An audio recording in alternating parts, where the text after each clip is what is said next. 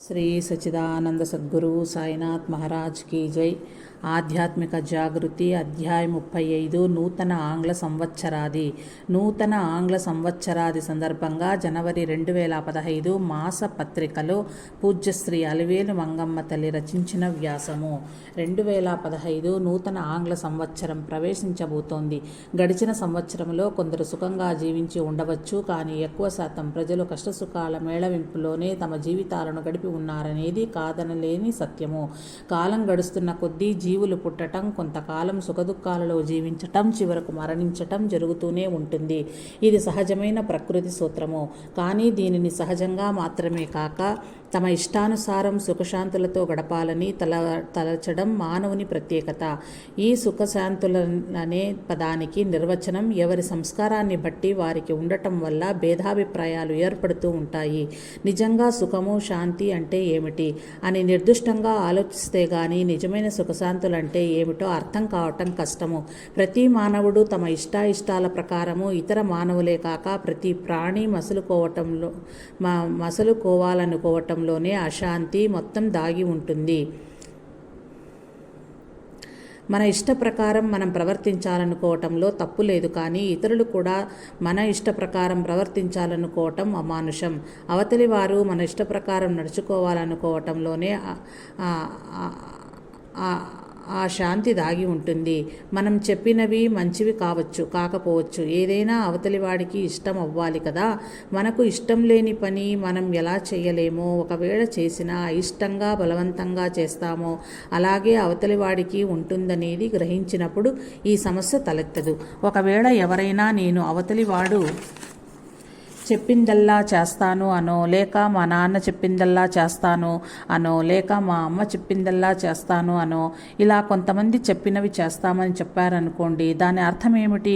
ఒకసారి ఇదే విషయంలో పూజ్యశ్రీ మాస్టర్ గారు ఇలా చెప్పారు, ఎవరైనా సరే అవతలి వారి ఇష్ట ప్రకారం ఏ విషయంలోనైనా ప్రవర్తిస్తున్నారంటే అర్థం వారికి ఇష్టమైనది చేయటం వీరికి ఇష్టం అవ్వటం వల్లనే, అలా కాకపోతే బలవంతంగా చేయటం జరుగుతుంది। అందుకని ఏ మనిషి అయినా తన ఇష్ట ప్రకారం నడుచుకోవాలనుకుంటాడు। అలా ఉండవచ్చు, ఉండలేకపోవచ్చు। అందుకు అవతలి వారిని బలవంతపరచకపోవటం మంచిది। అయితే ఎవరినైనా వారి ఇష్టాల ప్రకారం వదిలివేయటమా? ఒకవేళ అవతలి వారి ఇష్టం మంచిది కాకపోతే దానివల్ల జీవితంలో ఎంతో నష్టపోతారని మనకు స్పష్టంగా తెలుసు। అప్పుడు కూడా వారిని సర్దిద్దకపోవటం ధర్మమేనా అని కొందరు తలచవచ్చు। తప్పకుండా చెప్పవలసిందే, కానీ బలవంతపరచకూడదు। ఆ పైన వారిని సరియైన మార్గంలో నడపమని భగవంతుణ్ణి ప్రార్థించాలి। బుద్ధి కర్మానుసారిణే, కర్మను అనుసరించి బుద్ధి నడుస్తుంది అని పెద్దలు చెప్పి ఉన్నారు కదా। అందుకే బాబా ఒకటి రెండు సార్లు నిన్ను హెచ్చరిస్తాను, ఆ పైన నీ కర్మకు నిన్ను విడుస్తాను అన్నారు।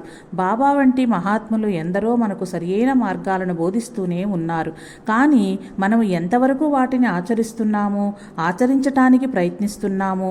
అంతటి వారు చెప్పినప్పుడే ఆచరించలేకపోతున్నప్పుడు ఇక సామాన్యమైన మనము చెప్పినప్పుడు మన బిడ్డలు కానీ, పెద్దలు కానీ, బంధుమిత్రులు కానీ, ఇతరులు కానీ ఎలా ఆచరించగలరు? ఈ విషయాన్ని మనం గ్రహించినప్పుడు ఇతరులను బలవంతపరచడం అనవసరం అనిపిస్తుంది। అయినా సర్వజ్ఞులైన మహాత్ముల వచనాలు సరి అయినవి గాని మన సలహాలు, మన అభిప్రాయాలు సరి అయినవి కావచ్చు, కాకపోవచ్చు। అటువంటప్పుడు మనదే సరి అయినదని అనుకుంటే అవతలి వారిని బలవంతపరచడం ఎంతవరకు సమంజసము? ఒకవేళ అభిప్రాయం సరైనదైనప్పటికీ అవతలి వారికి అది సరి అయినదని అనిపించాలి కదా। ఉదాహరణకు దొంగతనం చేసేవారికి, వ్యభిచారం చేసేవారికి తప్పని చెప్పినా వినరు, కారణం అవి వారికి సరి అయినవని అనిపిస్తుంది, లేకపోతే అలా చెయ్యలేరు। ఒకవేళ తెలుసో తెలియకో అలాంటి పనులు చేసినా ఇది తప్పని తెలిసిన తర్వాత చెయ్యటం సాధ్యం కాదు, తప్పక మానుకుని తీరుతాడు। కనుక ఎవరికి వారికి తాము చేసేది సరి అయినదని కానీ తప్పని కానీ అనిపించవలసినదే కానీ మరొకరు బలవంతపరిచేది కాదు। ఈ విధమైన వివేచన వల్ల మనకు మనం కోరుకున్న శాంతి ఎట్టి పరిస్థితుల్లోనూ లభిస్తుంది. అప్పుడు కాలాన్ని మనం అనుకున్నట్లు సద్వినియోగపరుచుకున్న వారమవుతాము. లేకపోతే ఇష్టాయిష్టాల సంఘర్షణలో పడి అల్లాడిపోతుంటాము. ఒక్కొక్క నూతన సంవత్సరం వస్తున్న కొద్దీ మనం మృత్యువుకు అత్యంత దగ్గర అవుతుంటాము. అయితే నడుస్తున్న కాలంలో మనం సాధించవలసినదేమిటి? చంచలమైన ఈ సృష్టిలో ఉండి కూడా నిశ్చలమైన దాన్ని సాధించాలని మహాత్ములు బోధిస్తున్నారు. గురువును తెలుసుకోవాలి. మానవ జన్మ ఎత్తినది ఎందులకు? గురువుని తెలుసుకోవటానికే, లేకపోతే పిడకలు ఏరుకోవటానికా అని బాబా కూడా చెప్పారు. నిశ్చలమైన తత్వం ఏదైతే ఉన్నదో దానిని సాధించిన వాడే గురువు. ఆయనే ఆ తత్వం. మిగతా అందరూ లఘువులమే. అట్టి గురువును ఆశ్రయించినప్పుడు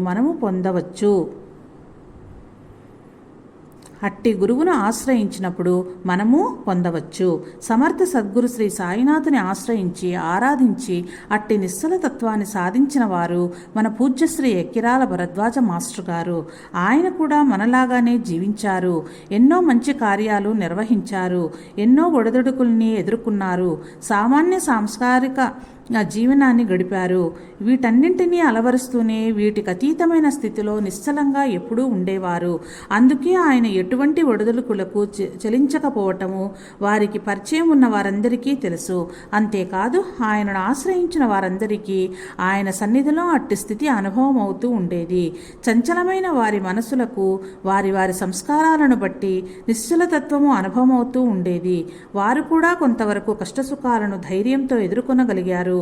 అంతేకాదు ఆయన గ్రంథాలను చదివినవారు, ప్రవచనాలను విన్నవారు ఇప్పటికీ కూడా నిశ్చల తత్వ స్వరూపులైన సమర్థ సద్గురువులైన మాస్టర్ గారిని ఆశ్రయించి ఆరాధిస్తూ ఆయన చెప్పిన విధంగా నడుచుకుంటూ అట్టి నిశ్చలమైన శాంతిని పొందుతున్నారు. అందుకని రాబోవు నూతన సంవత్సరంలో మనం కూడా వివేకపూరితమైన పూజ్యశ్రీ మాస్టర్ గారి ప్రవచనాలను నిరంతరం స్మరించుకుంటూ ఆచరించటానికి ప్రయత్నిస్తూ అట్టి నిశ్చలతత్వాన్ని ప్రయత్నిద్దాము. సుఖశాంతులను పొందుదాము. అందుకు తగిన శరణాగతిని, మనస్థైర్యాన్ని ప్రసాదించమని సమర్థ సద్గురువులైన సాయినాథుణ్ణి, పూజ్యశ్రీ మాస్టర్ గారిని హృదయపూర్వకంగా ప్రార్థిద్దాము. జై సాయి మాస్టర్.